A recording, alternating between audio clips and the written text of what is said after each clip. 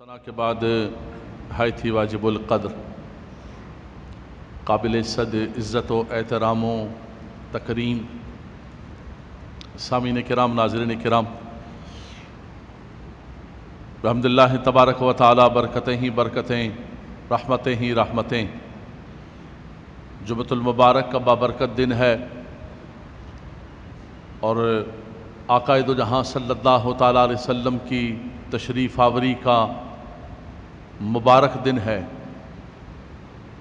جمعہ بھی عید کا دن ہے جسے میرے آقا صلی اللہ علیہ وسلم نے اپنی زبان سے عید فرمایا کہ الجمعہ تو عید المومنین، لیکن 12 ربیع الاول وہ عید ہے کہ جس کے صدقے میں اللہ نے ساری عیدیں عطا فرمائی۔ بنی اسرائیل کو اللہ تبارک و تعالیٰ نے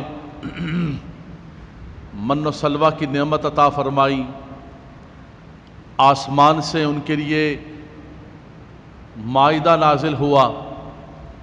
یقیناً وہ ان کے لیے اللہ تبارک و تعالیٰ کی طرف سے نزول رحمت کا دن ہے، اللہ تبارک و تعالیٰ کے کرم اور فضل کے نزول کا دن ہے، اور وہ ان کے لیے رحمتوں برکتوں کا دن ہے۔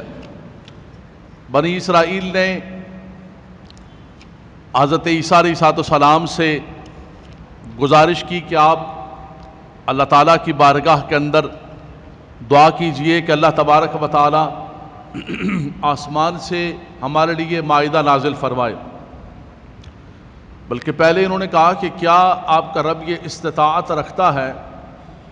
اذ قال الحواریون یا عیسیٰ ابن مریم هل یستطیع ربک ان ينزل علینا مائدۃ من السماء قال اتقوا اللہ ان کنتم مؤمنین۔ کیا آپ کا رب اس بات کی استطاعت رکھتا ہے کہ وہ آسمان سے ہمارے لیے ایک بنا بنایا تیار دسترخوان اتار دے؟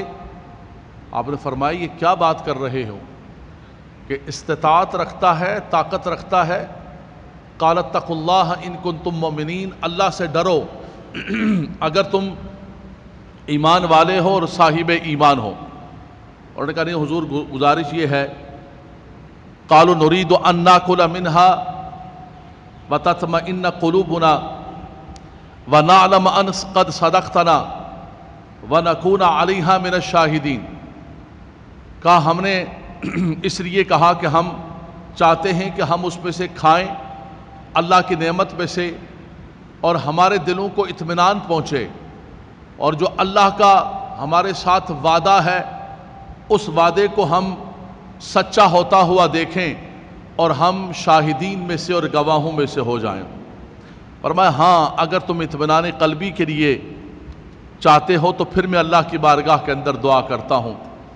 حضرت عیسیٰ علیہ السلام نے اللہ کی بارگاہ میں، میرے سامنے قرآن کھلا ہوا ہے، دعا کے لیے ہاتھ اٹھا دیے۔ قال عیسیٰ ابن مریم ربنا انزل علینا مائدۃ من السماء۔ اے خدایا انہوں نے کہا ہے کہ ہمیں آسمان سے ایک تیار پکا ہوا کھانوں کا دسترخوان عطا فرما دے۔ اے مالک و مولا تو کرم فرما دے اور ان کے لیے ایک دسترخوان آسمان سے تیار نازل فرما دے۔ عیسیٰ علیہ السلام نے اللہ تبارک و تعالیٰ کی بارگاہ کے اندر دعا کی ان کی امت کے کہنے پر، لیکن ساتھ ساتھ کیا فرمایا؟ ربنا انزل علینا مائدۃ من السماء تکون لنا عیدا لاولنا وآخرنا وآیۃ منک وارزقنا وانت خیر الرازقین۔ اے خدایا وہ جو دسترخوان کے نازل ہونے کا دن ہے اور وہ جو نزول دسترخوان ہے، ان کے اگلوں اور پچھلوں کے لیے عید بنا دے، انہیں رزق عطا فرما، اطمینان قلبی عطا فرما، اور تیری قدرت کی نشانی بن جائے، آیۃ منک، تیری طرف سے نشانی بن جائے خدایا۔ اللہ کے نبی نے دعا فرمائی اور خاص طور پر فرمایا کہ وہ جو اللہ کی نعمت اور نشانی کا اترنا ہے وہ دن عید کا دن بن جائے۔ یار آپ پڑھے لکھے لوگ بیٹھے ہوئے، قرآن میرے سامنے کھلا ہوا ہے، میں نے آیت کریمہ پڑھی ہے، آج ہر بندہ یہ شور ڈال رہا ہے کہ تم نے 12 ربیع الاول کو عید بنا لیا ہے۔ اسلام کے اندر تو صرف 2 عیدیں ہیں، عید الاضحیٰ ہے، عید الفطر ہے، تم نے ایک اور عید بیچ میں ایڈ کر لی ہے۔ ارے خدا کے بندے، اس عالمگیر اور اس وسیع دین کو محدود نہ کرو، صرف 2 عیدیں نہیں ہے۔ اللہ کے نبی صلی اللہ علیہ وسلم نے فرمایا الجمعۃ عید المومنین، سال میں جتنے جمعے آئے وہ بھی ہمارے لیے عید کا دن ہے۔ اور دوسرا لفظ عید جو ہے یہ ایک خوشی کے اور نعمت کے ملنے پر ہوتا ہے۔ بھائی آج بڑے خوش ہیں آپ کے خاندان والے، آج آپ کے گھر میں ایسا لگتا ہے عید کا سما ہے، تو کوئی بھی نعمت ملے، کسی کو اللہ اولاد عطا فرمائے، کاروبار عطا فرمائے، گھر عطا فرمائے، دکان عطا فرمائے، ہم اس کو اپنے عرف عام کے اندر عید سے تعبیر کرتے ہیں۔ یہ تو عرفی بات ہے، لیکن قرآن میرے سامنے کھلا ہوا ہے۔ قرآن کہتا ہے کہ جس دن اللہ کی نعمت اترے وہ دن عید کا دن ہوتا ہے۔ یہ مائدہ اترا، دسترخوان اترا، یہ نعمت کیا ہے؟ جو نعمتوں کی اصل ہے، جو نعمت عظمیٰ ہے، نعمت عالی ہے، جو رب تبارک و تعالیٰ نے 12 ربیع الاول کو ہمیں عطا فرمائی۔ وہ دن تو عیدوں کا عید ہے، سبحان اللہ، عید الاعیاد، جس عید کے صدقے میں اللہ نے ساری ہمیں عیدیں عطا فرمائی۔ اور بحمد اللہ تبارک و تعالی وہ دن آج 12 ربیع الاول کا مبارک دن ہے۔ جمعہ بھی عید ہے مسلمانوں کے لیے، آقا دو جہاں صلی اللہ تعالیٰ علیہ وسلم کی تشریف آوری بھی عید ہے۔ حضرات گرامی، نبی کریم صلی اللہ تعالیٰ علیہ وسلم سے ایک مسلمان کا جو تعلق ہوتا ہے، پیار ہوتا ہے، محدثین کرام فرماتے ہیں، علامہ قسطلانی فرماتے ہیں، علامہ زرقانی فرماتے ہیں، شیخ عبدالحق محدث دہلوی رحمۃ اللہ تعالیٰ علیہ، ان تمام بزرگوں کی میں بات کر رہا ہوں۔ میں بات یہ 100 سال 200 سال پرانی نہیں کر رہا ہوں، جو بر صغیر کے اندر یہ انگریز تاجر بن کر آیا اور مسلمانوں کے اندر آ کر فرقے پیدا کرا، لڑائی کروائی مسلمانوں کے اندر، رول اینڈ ڈیوائڈ کے فارمولے پر عمل کر کے مسلمانوں سے ان کے وسائل چھینے اور ان کو تقسیم کیا، ٹکڑے ٹکڑے کر دیا۔ آج مسلمان لڑ رہے ہیں، کئی مسجدوں پر حملے ہو رہے ہیں، کئی علماء پر حملے ہو رہے ہیں، مدارس پر چھوٹے چھوٹے بچے قرآن پڑھنے والے پشاور میں ان پر حملہ ہوا۔ یہ سب بیج بویا ہوا بر صغیر کے اندر، یہ فرقوں کا۔ فرقے پہلے بھی موجود تھے، لیکن ان کو ہوا دینا، ان کو آگ لگانا اور نئے فرقے تیار کرنا، یہ انگریز نے کردار ادا کیا۔ لیکن حضرات گرامی، میں بات کر رہا ہوں اس سے بھی پہلے کی صدیاں پرانی کتابیں اٹھا کر دیکھ لے، محدثین کرام نے یہی فرمایا ہمارا ہمیشہ یہ معمول ہوا کرتا تھا کہ جب 12 ربیع الاول کی رات آتی تو اس رات کو ہم عید کے طور پر منایا کرتے تھے، کھانے پکتے تھے، غرباء کے اندر تقسیم ہوتے، لباس سلائے جاتے تھے، اہتمام و احتشام ہوتا تھا، جس کے پاس جتنے وسائل ہیں، جن پر جتنا کرم ہوا، واللہ یؤتی و انما انا قاسم، جتنا رب نے عطا کیا، اس کے محبوب نے جتنی ان کو تقسیم نعمت فرمائی، اتنا زیادہ وہ آگے تقسیم کیا کرتے تھے۔ اور یہ ضروری نہیں ہے کہ بہت کچھ ہو آپ کے پاس تو تبھی آپ کا میلاد قبول ہوگا۔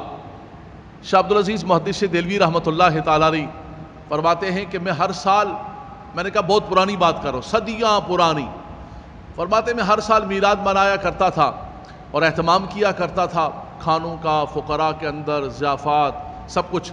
لیکن ایک سال کچھ کمزوری تھی تو کچھ بھی نہیں تھا میرے پاس، گھر کے اندر کچھ چنے رکھے ہوئے تھے، میں نے ان چنوں کو سامنے رکھا اور فاتحہ پڑھنے لگا۔ میں دل بڑا غمزدہ تھا کہ کچھ کر نہیں سکا۔ فرمایا وہ چنوں پر فاتحہ پڑھ کے تقسیم کر دیے۔ فرمایا رات کو میں سویا کیا کہ میرے نصیب جاگ گئے، میری قسمت جاگ گئی، قسمت نے انگڑائی لی۔ آقا دو جہاں صلی اللہ تعالیٰ علیہ وسلم کی مجلس لگی ہوئی ہے، حضور کے جان نثار، حضور کے 4 یار، صحابہ کرام بھی بیٹھے ہوئے ہیں، اور نبی کریم صلی اللہ علیہ وسلم جو ہے مسکرا رہے ہیں، اور آقا دو جہاں صلی اللہ علیہ وسلم کے سامنے وہی چنے رکھے ہوئے ہیں۔ فرمایا کہ یہ نہیں ہے کہ بہت بڑا کرے تو قبول ہوگا، جس کا بڑا بیل ہوگا اس کی اللہ قربانی قبول کرے گا، جس کی چھوٹا بیل ہوگا یا چھوٹی بچی ہوگی اللہ تعالیٰ قبول نہیں کرے گا۔ اللہ تبارک و تعالیٰ مقدار کو، کوانٹٹی کو نہیں دیکھتا ہے کہ کون کتنا زیادہ کر رہا ہے، کم کر رہا ہے، وہ تو خلوص و نیت کو دیکھتا ہے۔ اللہ کے نبی صلی اللہ علیہ وسلم مسکرا رہے ہیں اور مسکرا کر دیکھ رہے ہیں۔ پتہ چلا کہ انسان محبت سے جو بھی کرتا ہے اللہ تبارک و تعالیٰ اور اس کے نبی صلی اللہ علیہ وسلم قبول و منظور فرماتے۔ یہ آج کا معمول نہیں ہے کہ آج کوئی 14 صدیوں کے بعد شروع کر لیا۔ ہر دور کے اندر صحابہ کرام آقا دو جہاں صلی اللہ علیہ وسلم کی بارگاہ کے اندر کچھ نہ کچھ نذرانے پیش کیا کرتے تھے، کچھ نہ کچھ ذکر کیا کرتے تھے۔ اور آج جو ہم حضور کا ذکر کر رہے ہیں اپنی زبانوں میں، صحابہ کرام یہی اپنی زبانوں کے اندر بہت بڑے عالم دین، عالم قرآن، عالم حدیث صحابہ کرام میں سے حضرت حسان بن ثابت جب کفار نے حملہ کیا، جیسے آج ظالموں نے حملہ کیا ہے، اس وقت بھی ان کا یہی کردار تھا کہ حضور علیہ السلام کی عزت و ناموس اور حضور کے نسب پر حملہ کیا گیا۔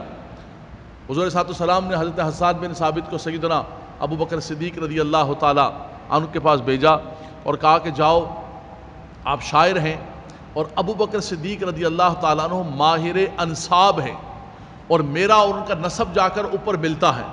انہوں نے میرے نسب پر طعن کیا ہے، ان سے انساب کے بارے میں پوچھو اور اس کے بعد جو ہے تم ذکر کرو میرا، کفار کو جواب دو حسان۔ اللہ اکبر۔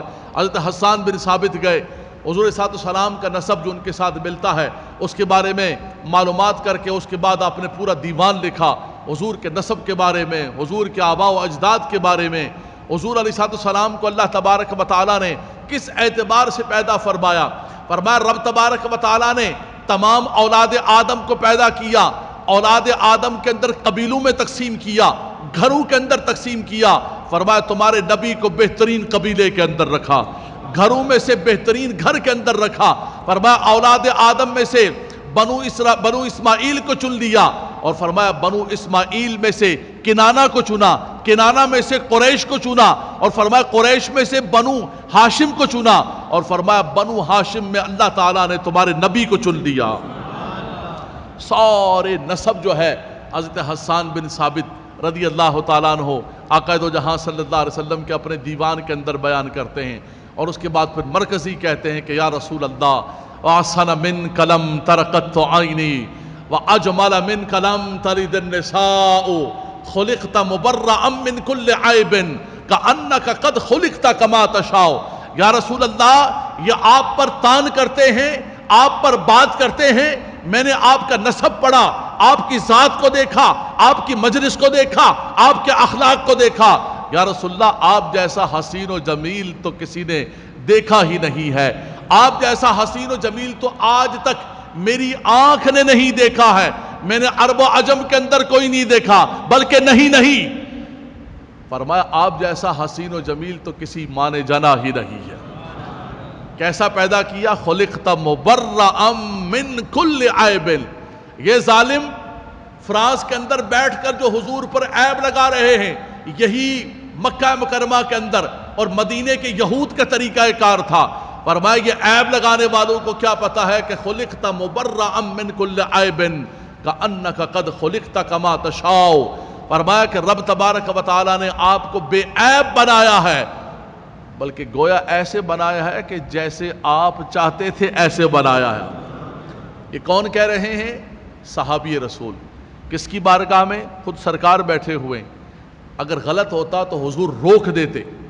میں نے جمعے کے اندر عرض کیا کہ حضور یأمرہم بالمعروف وینہاہم عن المنکر، میرے اور آپ کے سامنے کوئی بات ہوگی، ہم کہیں گے نہیں یار ناراض ہو جائے گا، اس کو منع کروں گا، روکوں گا، اس کو برا لگے گا اس کو۔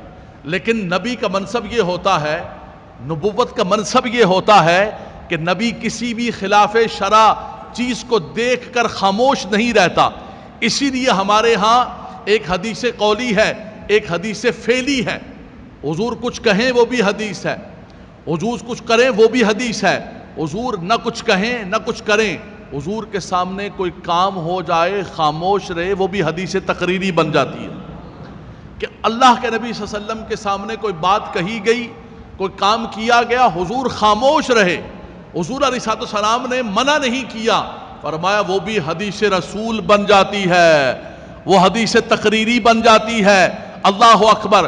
حضور کے سامنے حضرت حسان کہتے ہیں، حضور منع کر دیتے کہ حسان یہ کیا کہہ رہے ہو، ایسی بات کیوں کر رہے ہو، ایسی بات نہیں، حضور علیہ السلام نے فرمایا اللہم اید الحسان بروح القدس، اے مالک و مولا یہ کفار تیرے نبی پر تان کرتے ہیں، گستاخی کرتے ہیں، اور فرمایا یہ حسان ان کا جواب دیتا ہے، یا رب العالمین تو حسان کی تائید فرما جبریل علیہ السلام کے ذریعے۔ بخاری کے الفاظ ہیں اللہم اید الحسان بروح القدس، کیا کہتے ہیں حسان؟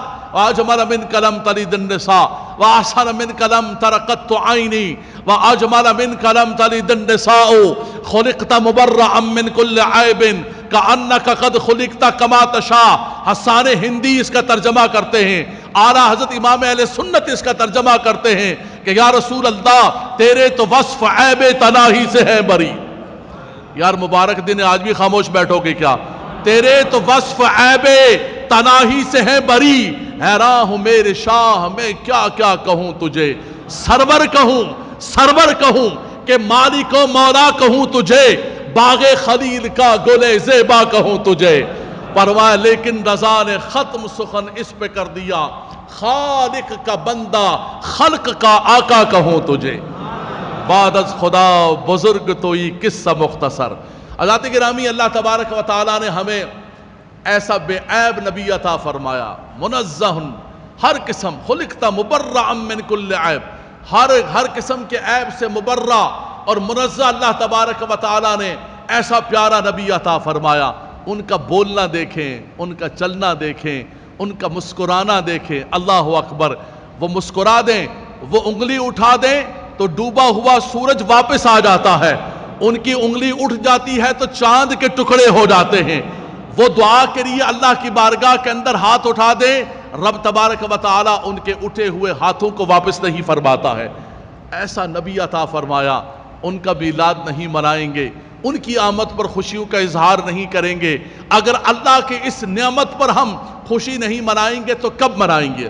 حضرات گرامی، نبی کریم صلی اللہ تعالیٰ علیہ وسلم کی ذات بابرکات ایک مسلمان کا کیا تعلق ہونا چاہیے؟ فرمایا النبی اولا بالمؤمنین من انفسہم، فرمایا کہ یہ نبی کریم صلی اللہ تعالیٰ علیہ وسلم تمہاری جانوں سے بھی زیادہ اولا و اقرب ہے۔ النبی اولا اے اقرب من انفسہم، تمہاری جانیں ہیں، تمہیں اپنی جانیں بڑی عزیز ہیں، فرمایا تمہاری جانوں سے بڑھ کر نبی کریم صلی اللہ تعالیٰ علیہ وسلم تمہارے قریب ہیں۔ نحن اقرب الیہ من حبل الورید، اپنے لیے فرمایا، اپنے محبوب کے لیے فرمایا۔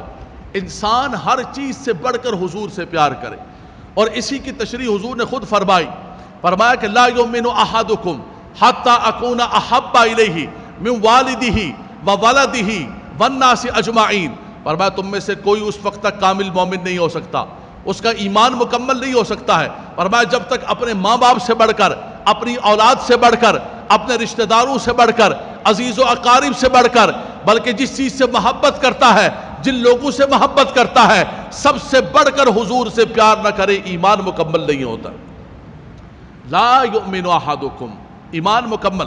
امام بخاری رحمۃ اللہ تعالیٰ علیہ نے اپنی صحیح کے اندر نقل کیا، بلکہ باب باندھا ہے کہ حب الرسول من الایمان، کہ یہ جو نبی کریم صلی اللہ تعالیٰ علیہ وسلم کی محبت ہے، جس محبت کی ہم باتیں کر رہے ہیں، جس محبت کا ہم درس دے رہے ہیں، جس محبت کا ہم پرچار کر رہے ہیں، یہ کوئی اضافی چیز نہیں ہے، یہ کوئی مستحب چیز نہیں ہے کہ بھائی ٹھیک ہے ایک اچھی چیز ہے، ہو جائے تو ہو جائے، نہ ہو تو نہ ہو، ایسا نہیں ہے کہ ایمان پر کوئی فرق پڑتا ہے، نہیں نہیں نہیں۔ امام بخاری فرماتے ہیں حب الرسول من الایمان، آپ نے چیپٹر باندھا ہے، آپ نے فرمایا کہ رسول خدا صلی اللہ علیہ وسلم کی محبت ایمان کا جز اور پارٹ ہے، اس کے بغیر ایمان مکمل نہیں ہوتا ہے۔ محبت کا تقاضا یہ ہے، حضرات گرامی، جب انسان محبت کرتا ہے کسی سے، محبت کا تقاضا یہ ہے، فرمایا کہ محبت کرنے والے سے انسان محبت کرتا ہے تو اس کا ذکر بہت کرتا ہے۔ جب کسی سے پیار ہوتا ہے اس کا ذکر کرتا ہے، اس کی گلیوں کا ذکر کرتا ہے، اس کے شہر کا ذکر کرتا ہے، محبوب کی ہر چیز کا ذکر کرتا ہے، بلکہ اس کے سامنے اگر محبوب کا کوئی ذکر کرے، محبوب کے کسی چیز کا ذکر کرے تو خوش ہوتا ہے۔ تم کیسے محبت کرنے والے ہو، ہم کیسے محبت کرنے والے ہیں، ہمارے سامنے محبوب کا ذکر ہو اور ہمارے چہروں پر توانائی نہ ہو۔ ہمارے چہروں پر طمانینت نہ ہو، ہمارے چہروں پر اطمینان قلبی نہ ہو۔ فرمایا محبت کا تقاضا یہ ہے کہ محبت کرنے والا بار بار ان کا ذکر کرتا ہے۔ اور وہ ذات امام اہل سنت فرماتے جو نہ بھولا ہم غریبوں کو رضا، ذکر ان کا اپنی عادت کیجئے۔ ایسا محبوب اللہ نے عطا فرمایا جس نے ہمیں کہیں فراموش نہ کیا۔ فرمایا تم ان کے ذکر کو کیسے فراموش کر سکتے ہو؟ اور حضرات گرامی، یہ تو ہمارا نصیب ہے، اللہ ہمیں توفیق عطا فرمائے کہ قرآن کھول کھول کر اللہ کے نبی کا ذکر کریں، آیتیں پڑھ پڑھ کر اللہ کا نبی کا ذکر کریں۔ یہ اللہ تبارک و تعالیٰ نے ہر ایک کے حصے میں نہیں رکھا ہے، جس پر اللہ کا کرم ہوتا ہے۔ لیکن اللہ کے نبی صلی اللہ علیہ وسلم کا ذکر ہمارا نعوذ باللہ من ذالک ہمارے کرنے کا محتاج نہیں ہے۔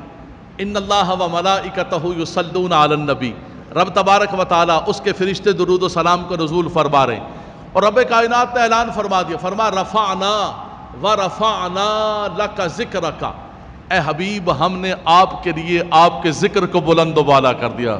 سبحان اللہ، ہم نے آپ کے لیے رفعنا لک ذکرک، کریں گے نہیں، کرتے ہیں بلکہ ہو چکا، ماضی استعمال فرما، رفعنا اے حبیب ہم نے آپ کے لیے آپ کے ذکر کو بلند و بالا کر دیا ہے۔ اور کیسے ذکر کو بلند و بالا کیا؟ فرمایا جبریل علیہ السلام نے، اے حبیب رب کائنات فرماتا ہے کہ حبیب آپ کا ذکر کیسے بلند کیا؟ فرمایا جہاں جہاں میرا ذکر کیا جائے گا وہاں آپ کا ذکر کیا جائے گا۔ پوری دنیا کے اندر دیکھیں آپ، دن اور رات کی گردش ہو رہی ہے، کہیں اذانیں ہو رہی ہیں، کہیں اقامتیں ہو رہی ہیں، کہیں جمعوں کے خطبے ہو رہے ہیں، کہیں فجر ہو رہی ہے تو کہیں عشاء ہو رہی ہے، کہیں ظہر ہو رہی ہے تو کہیں عصر ہو رہی ہے۔ فرمایا پوری دنیا کا یہ جو کلاک کا ہے، یہ جو سرکل ہے، یہ چل رہا ہے، اللہ کی تکبیر بھی ہو رہی ہے، اللہ کے نبی کا ذکر بھی ہو رہا ہے۔ کوئی اذان مکمل نہیں ہے حضور کے ذکر کے بغیر، کوئی خطبہ مکمل نہیں ہے، بلکہ نماز مکمل نہیں ہے۔ فرمایا تمہاری نماز مکمل نہیں ہے جب تک یہ نہ کہو السلام علیک ایھا النبی ورحمۃ اللہ وبرکاتہ۔ فرمایا ذکر خدا کرے، ذکر مصطفیٰ نہ کرے، میرے منہ میں ایسی زبان ہو خدا نہ کرے۔ اب کوئی کہے کہ ہم ریالوں کے زور پر، ہم ڈالرز کے زور پر، اپنی قوتوں پر، حکومتوں پر کسی طرح ذکر مصطفیٰ کو کم کریں گے۔ رب کائنات فرماتا ہے ہم نے بلند و بالا کر دیا۔ اور کیسا بلند کیا کہ وَلَلْآخِرَةُ خَيْرٌ لَكَ مِنَ الْأُولَىٰ۔ فرمایا تمہیں کیا ہو گیا ہے؟ تم اللہ سے لڑنا چاہتے ہو؟ ظالموں، فرانس والوں، تم خدا سے لڑنا چاہتے ہو؟ تم محبوب علیہ السلام کے نعوذ باللہ من ذالک ذکر کو کم کرنا چاہتے ہو، توہین کرنا چاہتے ہو؟ سنو تاریخ کے اندر یہی کام ابو لہب نے بھی کیا تھا، ابو جہل نے بھی کیا تھا، عتبہ نے بھی کیا تھا، شیبہ نے بھی کیا تھا، اور سب لوگوں نے کوشش کی تھی مل کر۔ رب کائنات نے فرمایا تبت یدا ابی لہب وتب، ابو لہب برباد ہو گیا۔ فرمایا اس کے دونوں ہاتھ ٹوٹ گئے، بلکہ وہ خود تباہ و برباد ہو گیا۔ جس طرح میرے خدا نے ابو لہب کو تباہ و برباد کیا، میرا خدا فرانس کے بھی ٹکڑے ٹکڑے کر دے گا۔ خاکے بنانے والے خاک میں مل جائیں گے، ان کا ذکر مٹ جائے گا تاریخ سے، ان کا ذکر کرنے والا کوئی نہیں ہوگا، اور میرے محبوب کا ذکر بڑھتا ہی چلا جائے گا۔ عقل ہوتی تو خدا سے نہ لڑائی لیتے۔ یار دیکھو تو صحیح، اپنے آپ کو بڑے تم سائنسدان کہتے ہو، تیز کہتے ہو، عقل ہوتی تو خدا سے نہ لڑائی لیتے۔ یہ گھٹائیں اسے منظور بڑھانا تیرا، ورفعنا لک ذکرک کا ہے، سایہ تجھ پر، بول بالا ہے تیرا، ذکر ہے اونچا تیرا، تو گھٹائے سے کسی کے نہ گھٹا ہے نہ گھٹے گا، جب بڑھائے تجھے اللہ تعالیٰ تیرا۔ یہ انشاءاللہ تبارک و تعالیٰ گھٹے گا نہیں بلکہ بڑھتا ہی چلا جائے گا۔ کب تک بڑھتا رہے گا؟ کب تک ہوتا رہے گا؟ اللہ اکبر۔ اعلیٰ حضرت امام اہل سنت سے کسی نے پوچھا کہ حضور کے دیوانے کب تک حضور کا ذکر کرتے رہیں گے؟ میرے امام نے وقت بتا دیا اس پوچھنے والے کو، آؤ تمہیں بتاتا ہوں کہ کب تک یہ ذکر رہے گا، کس صدی تک رہے گا، کس سال تک رہے گا۔ فرماتے امام اہل سنت اپنی زبانوں پر سبحان اللہ رکھنا، فرمایا حشر تک ڈالیں گے ہم۔ حشر تو ہے ہی اس لیے، فرمایا کہ فقط اتنا سبب ہے انعقاد بزم معشر کا کہ ان کی شان محبوبی دکھائی جانے والی ہے۔ فرمایا حشر تک ڈالیں گے ہم پیدائش مولا کی دوم، مثل فارس نجد کے قلعے گراتے جائیں گے، خاک ہو جائیں عدو جل کر مگر ہم تو رضا، دم میں جب تک دم ہے ذکر ان کا مناتے جائیں گے۔ یہ ذکر انشاءاللہ تبارک و تعالی ہوتا رہے گا۔ وآخر دعوانا الحمدللہ۔